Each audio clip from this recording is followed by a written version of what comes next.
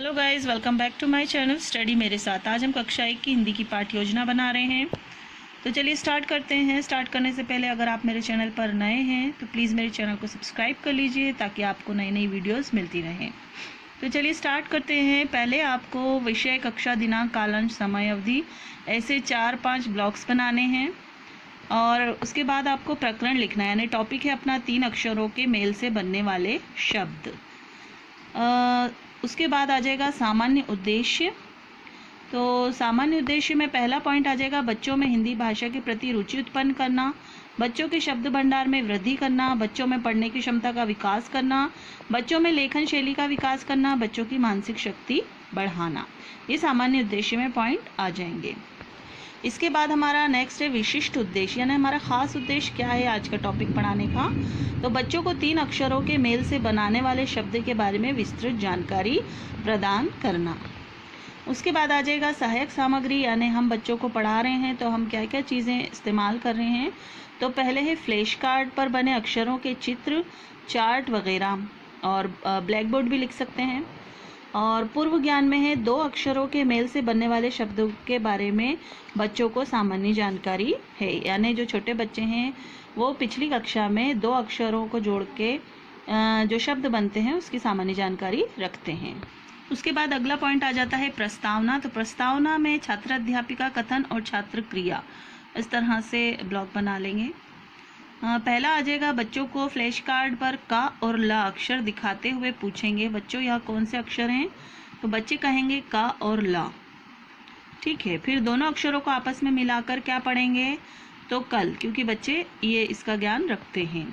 तीसरा flash card जिस पर माँ अक्षर बना हो दिखाते हुए पूछेंगे, बच्चों इन तीनों को मिलाकर क्या बनेगा। तो यह उनके लिए समस्यात्मक प्रश्न है क्योंकि अभी तक उन्होंने इस टॉपिक पर नहीं पढ़ा है। अगला आ जाएगा हमारा उद्देश्य कथन।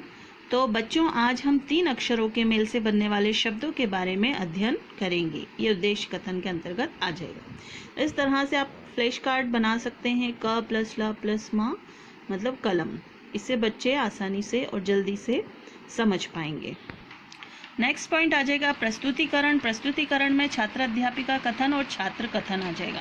तो पहला है बच्चों आज हम 3 अक्षरों के मेल से बनने वाले शब्द पढ़ेंगे, बच्चे इसको ध्यानपूर्वक सुनेंगे। दूसरा, अध्यापिका पाठ्यपुस्तक या फ्लैश कार्ड की मदद से शब्दों का वाचन करेगी, बच्चे ध्यानपूर्वक सुनेंगे। तीसरा पॉइंट आ जाएगा अध्यापिका बोर्ड पर शब्दों को लिखकर बच्चों के शब्द पढ़ने को कहेगी, जैसे क म ल कमल, नम क नमक, च म क चमक, क स म कसम।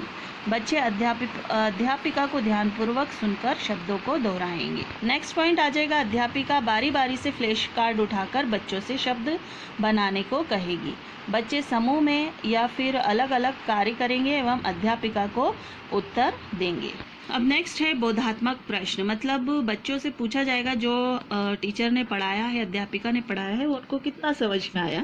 तो इसके अंतर्गत उनसे पूछा जाएगा कि क ल श कलश क्या होता है, या नहर, नहर को जोड़ेंगे तो क्या शब्द बनेगा। इस तरह से बोधात्मक प्रश्न पूछ सकते हैं। अगला पॉइंट आ जाएगा इसमें श्यामपट्ट कार्य। श्यामपट्ट पे हम ये लिखवा सकते हैं दिनांक, प्रकरण, 3 अक्षरों का मेल, और इस तरह से कोई से भी शब्द बनवा सकते हैं, लिखवा सकते हैं। नेक्स्ट है निरीक्षण कार्य। निरीक्षण कार्य में अध्यापिका कक्षा में घूमकर कक्षा का निरीक्षण करेगी और उनकी व्यक्तिगत समस्याओं को सुलझाएगी। गृह कार्य में अध्यापिका गृह कार्य में इसी तरह से 3 अक्षरों से और जो शब्द बनते हैं वो बनाकर लाने को कहेगी। सबसे पहले आप दिनांक, कक्षा, विषय, कालांश, अवधि, इस तरह से ब्लॉक बना लीजिए। फिर उसके बाद प्रकरण, विलोम शब्द, फिर उसके बाद आ जाएगा सामान्य उद्देश्य। तो सामान्य उद्देश्य में आपको सबसे पहले लिखना है छात्रों को व्याकरण का व्यवहारिक ज्ञान देना, यह हमारा सामान्य उद्देश्य है। छात्रों को नए शब्दों से परिचित कराना, छात्रों में हिंदी विषय के प्रति रुचि उत्पन्न करना, छात्रों में अभिव्यक्ति की क्षमता का विकास करना। उसके बाद विशिष्ट उद्देश्य आ जाएगा छात्रों को विलोम शब्द का ज्ञान देना। फिर पूर्व ज्ञान, छात्र कुछ शब्दों के बारे में सामान्य जानकारी रखते हैं। सहायक सामग्री में आ जाएगा विलोम शब्दों का चार्ट, चौक, डस्टर आदि, या आप चित्रों के द्वारा जो है विलोम शब्द भी बता सकते हैं। नेक्स्ट पॉइंट आ जाएगा प्रस्तावना, जिसमें 2 ब्लॉक्स ऐसे बना लीजिए आप, छात्र अध्यापिका क्रिया और छात्र क्रिया। तो छात्र अध्यापिका क्रिया में फर्स्ट पॉइंट आ जाएगा, हम कौन कौन से फल खाते हैं। आम, अंगूर, केला। आम कैसा लगता है, खट्टा मीठा। खट्टा और मीठा कैसे शब्द हैं, विलोम शब्द। विलोम शब्द के उदाहरण दो तो छात्र निरुत्तर होंगे। नेक्स्ट पॉइंट आ जाएगा उद्देश्य कथन। बच्चों, आज हम विलोम शब्दों के बारे में अध्ययन करेंगे। इसके बाद शिक्षण बिंदु, तो अध्यापिका क्रिया और छात्र क्रिया। तो सूरज दिन में निकलता है, सूरज कब निकलता है, दिन को। चांद कब निकलता है, रात को। दिन का विलोम शब्द रात होता है। छात्र सुनेंगे एवं कॉपी में लिखेंगे, यानी मैडम जो है वो बोर्ड पे भी लिखवाएगी तो वो कॉपी में लिखेंगे। इसके बाद श्यामपट्ट कार्य आ जाएगा। इस तरह से हमने विलोम शब्द लिखवाए हैं कुछ। अंधेरा का उजाला, ठंडा का गरम, नीचे का ऊपर, लाभ का हानि, काला का गोरा, दिन का रात, आगे का पीछे, गीला का सूखा, आज का कल, अच्छा का बुरा। अब बोधात्मक प्रश्न पूछेंगे कि लाभ शब्द का विलोम क्या होता है, गीला शब्द का विलोम बताओ, ठंडा शब्द का विलोम बताओ। उसके बाद आ जाएगा पुनरावृत्ति प्रश्न। अमृत का विलोम शब्द लिखो, सफल का विलोम शब्द लिखो। Next point and last point आ जाएगा गृह कार्य। छात्रों, कल घर में कुछ विलोम शब्द के उदाहरण लिखकर लाना है। छात्रों, कल घर से कुछ विलोम शब्द के उदाहरण लिखकर लाना है। I hope. इसका प्रकरण है पर्यायवाची शब्द। तो सबसे पहले हम इसी विषय कक्षा कालांश, दिनांक और समय अवधि के ऐसे ब्लॉक्स बना लेंगे। उसके बाद आ जाएगा प्रकरण, जिसमें पर्यायवाची शब्द हमारा प्रकरण है यानी टॉपिक है। इसके सामान्य उद्देश्य आ जाएंगे। पहला है छात्रों में हिंदी के प्रति रुचि उत्पन्न करना, छात्रों को व्याकरण का ज्ञान देना, छात्रों को नवीन शब्दों की जानकारी देना, छात्रों के दृष्टिकोण का विस्तार करना, छात्रों को पर्यायवाची शब्दों से अवगत करना। उसके बाद आ जाएगा विशिष्ट उद्देश्य। तो छात्रों को पर्यायवाची शब्द क्या होते हैं इसके बारे में जानकारी देना। पूर्व ज्ञान में आ जाएगा छात्र कुछ पर्यायवाची शब्दों के बारे में सामान्य जानकारी रखते हैं। सहायक सामग्री आ जाएगा। उसके बाद विषय से संबंधित चार्ट, डस्टर, चौक आदि। इसके बाद नेक्स्ट पॉइंट है प्रस्तावना। इसमें दो ब्लॉक बन जाएंगे, अध्यापिका क्रियाएं और छात्र क्रियाएं। अध्यापिका क्रियाओं में आ जाएगा बच्चों, जल का पर्यायवाची क्या होगा, बच्चे कहेंगे पानी। दिन का पर्यायवाची क्या होगा, दिवस। अब बच्चों, पर्यायवाची की परिभाषा बताओ। तो समस्यात्मक प्रश्न है उनके लिए। नेक्स्ट पॉइंट आ जाएगा उद्देश्य कथन। बच्चों, आज हम पर्यायवाची शब्द एवं उसकी परिभाषा को समझेंगे। फिर नेक्स्ट पॉइंट आ जाएगा इसमें प्रस्तुतिकरण। तो प्रस्तुतिकरण में पहले जो है अध्यापिका पर्यायवाची की परिभाषा पढ़ के बच्चों को सुनाएगी। जैसे वे शब्द समूह जो एक ही अर्थ को प्रकट करते हैं पर्यायवाची शब्द कहलाते हैं।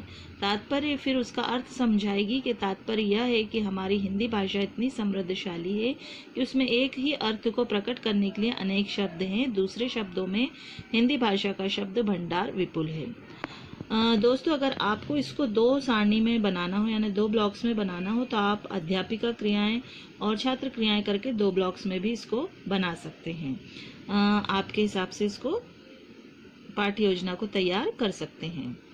नेक्स्ट इसमें आ जाएगा कुछ प्रमुख पर्यायवाची शब्द निम्नलिखित हैं।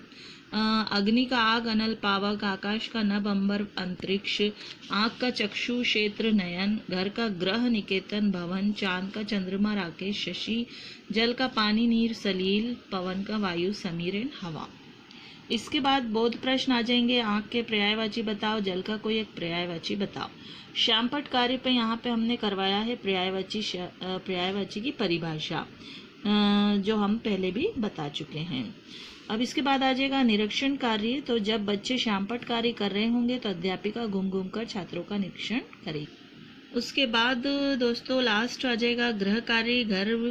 घर पर से कुछ शब्दों के पर्यायवाची लिखकर लाने को कहेंगे, जैसे माता, बादल, बालक, नदी और दुख।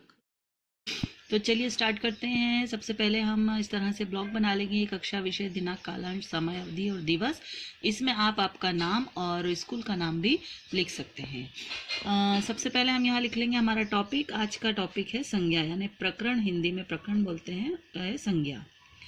तो पहला पॉइंट इसमें आ जाएगा सामान्य उद्देश्य। तो सामान्य उद्देश्य हमारे 5 लिखेंगे हम यहाँ पे। सबसे पहला है छात्र छात्राओं को शुद्ध भाषा का ज्ञान कराना, छात्रों को शुद्ध और परिष्कृत भाषा लिखने में सक्षम बनाना, बच्चों की मानसिक शक्ति का विकास करना, छात्रों को नवीन शब्दों का निर्माण करने में योग्य तथा कुशल बनाना, छात्रों को भाषा की सर्वांग रचना समझने में कुशल बनाना। उसके बाद आ जाएगा विशिष्ट उद्देश्य। विशिष्ट उद्देश्य भी हमने यहाँ 5 लिखे हैं। छात्र संज्ञा की परिभाषा दे सकेंगे, छात्र संज्ञा का उदाहरण दे सकेंगे, छात्र संज्ञा को पहचान सकेंगे, छात्र संज्ञा के प्रति रुचि जागृत कर सकेंगे, छात्र संज्ञा के विभिन्न प्रकारों का अपने जीवन से संबंध स्थापित कर सकेंगे। तो दोस्तों शिक्षण सामग्री में आ जाएगा चौक डस्टर, श्यामपट्ट, पॉइंटर, चार्ट आदि। इसके बाद अगला पॉइंट हम ले लेंगे शिक्षण विधि। तो शिक्षण विधि में व्याख्यान विधि लिख देंगे। फिर एक समय नियोजन तालिका बनाएंगे इस तरह से, जिसमें 5 पॉइंट लिखेंगे। क्रमांक, विषय वस्तु, समय में पहला है प्रस्तावना, जिसमें हम 5 मिनट का समय लेंगे। दूसरा है प्रस्तुतिकरण, जिसमें 20 मिनट लगेंगे। तीसरा है पुनरावृत्ति प्रश्न, जिसमें 5 मिनट।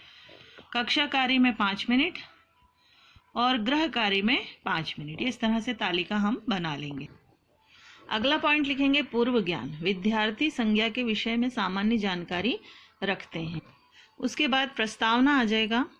इस तरह से आपको तालिका बनाना है। छात्र अध्यापिका, प्रश्न क्रिया और छात्र क्रिया, यानी टीचर कुछ क्वेश्चन पूछेगी और छात्र उसके जवाब देंगे। तो पहला है ताजमहल किस किसने देखा है। बच्चे अलग अलग अपना उत्तर देंगे। हाँ या ना में, किसी ने देखा है, किसी ने नहीं देखा है। ताजमहल कहाँ पर है, तो बच्चों को पता है कि ताजमहल आगरा में है, तो बच्चे जवाब देंगे ताजमहल आगरा में है। कलम कहाँ रखी है, कलम मेज पर रखी है। अब जो है टीचर पूछेगी ताजमहल, आगरा, कलम, रोहन, ये सब क्या हैं, तो निरुत्तर होंगे, क्योंकि उनको अभी संज्ञा का पता नहीं है कि क्या क्या संज्ञा में आते हैं। उसके बाद उद्देश्य कथन में आ जाएगा बच्चों आज हम संज्ञा और उसके प्रकारों का अध्ययन करेंगे। फिर प्रस्तुतिकरण आ जाएगा, जिसमें हम इस तरह से तालिका बना लेंगे। शिक्षण बिंदु, छात्र अध्यापिका क्रिया और छात्र क्रिया। सबसे पहले हम संज्ञा की परिभाषा लिखेंगे। किसी व्यक्ति, वस्तु, स्थान अथवा भाव के नाम को संज्ञा कहते हैं। उदाहरण लड़का, घोड़ा, आगरा, पेन, रोहन आदि। छात्र क्रिया में छात्र ध्यानपूर्वक सुनेंगे। जब टीचर इसको पढ़ाएगी तो छात्र जो है ध्यानपूर्वक इसको सुनेंगे। उसके बाद आ जाएगा बोध प्रश्न। बोध प्रश्न के अंतर्गत संज्ञा शब्दों के उदाहरण दीजिए। तो राम, दिल्ली, जंगल आदि। बच्चों को जैसा समझ में आया वैसा उन्होंने उत्तर दिया। संज्ञा के प्रकार बताएगी टीचर। तो संज्ञा के 3 प्रकार हैं, व्यक्तिवाचक संज्ञा, जातिवाचक संज्ञा और भाववाचक संज्ञा। अब फिर जो प्रकार हमने 3 लिखे हैं उसकी संज्ञा की परिभाषा बताएंगे। जैसे व्यक्तिवाचक संज्ञा की परिभाषा बताएंगे, जो संज्ञा शब्द किसी विशेष प्राणी, वस्तु अथवा स्थान का बोध कराते हैं उन्हें व्यक्तिवाचक संज्ञा कहते हैं। उदाहरण भी लिखाया है यहाँ, शिमला दर्शनीय स्थल है। तो जो व्यक्तिवाचक संज्ञा का उदाहरण है उसके नीचे हम अंडरलाइन कर देंगे। जैसे शिमला जो है वो व्यक्तिवाचक संज्ञा है, तो बच्चे इसको ध्यानपूर्वक सुनेंगे। उसके बाद हम दूसरा उदाहरण लेंगे, ताजमहल आगरा में है, यानी ताजमहल और आगरा ये व्यक्तिवाचक संज्ञा है। उसके बाद बोध प्रश्न होगा, संज्ञा के कितने प्रकार हैं, तो बच्चों को हम बता चुके हैं इसलिए वह उत्तर देंगे संज्ञा के 3 प्रकार हैं। अब जातिवाचक संज्ञा आ जाएगा, व्यक्तिवाचक के बाद जातिवाचक संज्ञा। जिन संज्ञा शब्दों से किसी विशेष प्राणी, वस्तु अथवा स्थान की पूरी जाति का बोध होता है उन्हें जातिवाचक संज्ञा कहते हैं। उसके उदाहरण है टोकरी में फल हैं। टोकरी और फल जो है वो जातिवाचक संज्ञा के अंतर्गत आते हैं। राजा ने सभी को सभा में बुलाया। तो राजा और सभा ये जो है जातिवाचक संज्ञा है। अब हम इसके बोध प्रश्न कर लेंगे। व्यक्तिवाचक संज्ञा का एक उदाहरण दीजिए। तो गंगा एक पवित्र नदी है। भाववाचक संज्ञा, तो जिन संज्ञा शब्दों से किसी व्यक्ति, वस्तु या प्राणी के स्वभाव, गुण, दोष, अवस्था आदि का बोध होता है उन्हें भाववाचक संज्ञा कहते हैं। इसके उदाहरण हो जाएंगे, धैर्य बनाए रखो, जल में शीतलता है। तो धैर्य और शीतलता ये भाववाचक संज्ञा के उदाहरण हैं। इसमें बहुत प्रश्न पूछ लेंगे, संज्ञा की परिभाषा बताओ। तो छात्र अलग अलग बारी बारी से संज्ञा की परिभाषा सुनाएंगे। भाववाचक संज्ञा का उदाहरण बताओ। तो सदा सत्य बोलो, बच्चे बताएंगे। अब उपसंहारात्मक कथन, बच्चों आज हमने संज्ञा और उसके प्रकारों का अध्ययन किया। उसके बाद ये तालिका खत्म हो जाएगी। उसके बाद हम पुनरावृत्ति प्रश्न की एक ऐसी तालिका बना लेंगे जिसमें क्रमांक, छात्र अध्यापिका क्रिया और छात्र क्रिया आ जाएगा। जिसमें पहला होगा कि संज्ञा किसे कहते हैं, तो बच्चे जो है अपना उत्तर देंगे। किसी व्यक्ति, वस्तु, स्थान या भाव के नाम को संज्ञा कहते हैं। संज्ञा के कितने प्रकार हैं, तो संज्ञा के 3 प्रकार हैं। संज्ञा के उदाहरण बताओ, तो आगरा, मोहन, पेन, किताब आदि।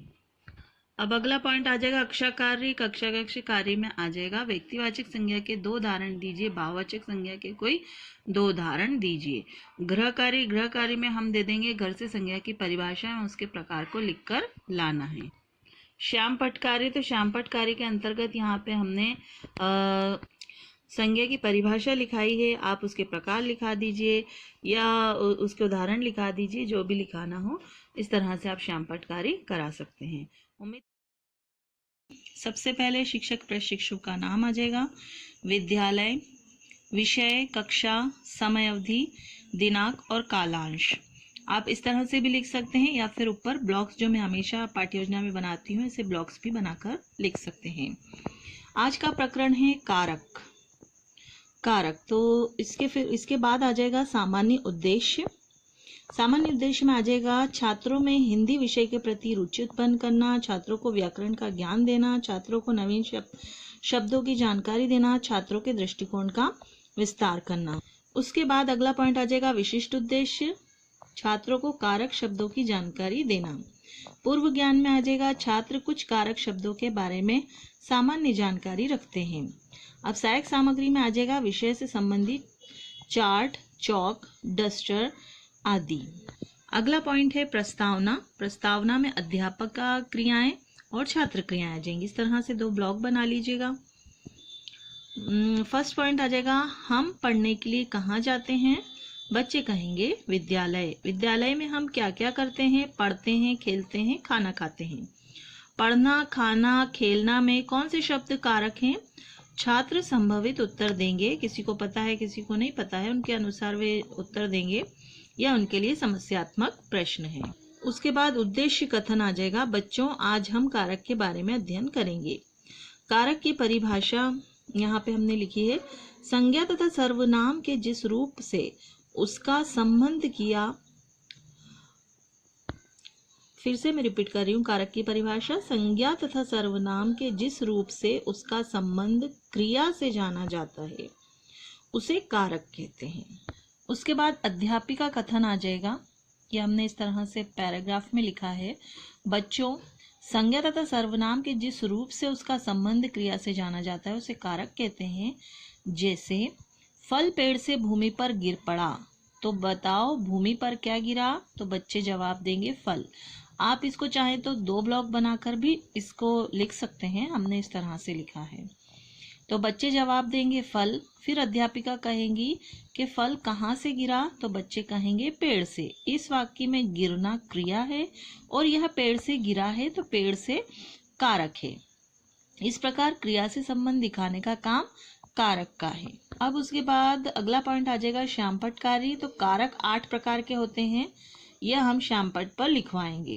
कर्ता कारक, कर्म कारक, करण कारक, संप्रदान कारक, अपदान कारक, संबंध कारक, अधिकरण कारक और संबोधन कारक। ये 8 तरह के कारक होते हैं, ये आप बच्चों को बोर्ड पर लिखवा सकते हैं। उसके बाद आ जाएगा निरीक्षण कार्य। तो अध्यापिका द्वारा बच्चों के कार्यों का कक्षा में घूमकर निरीक्षण किया जाएगा। उसके बाद लास्ट में आ जाएगा गृह कार्य। तो गृह कार्य में कारक के कुछ वाक्य बनाकर लाने को बच्चे को कहेंगे। उम्मीद करती हूँ आपको मेरी पाठ्य योजना अच्छी लगी होगी। अच्छी लगे तो प्लीज़ लाइक ज़रूर करें, शेयर करें।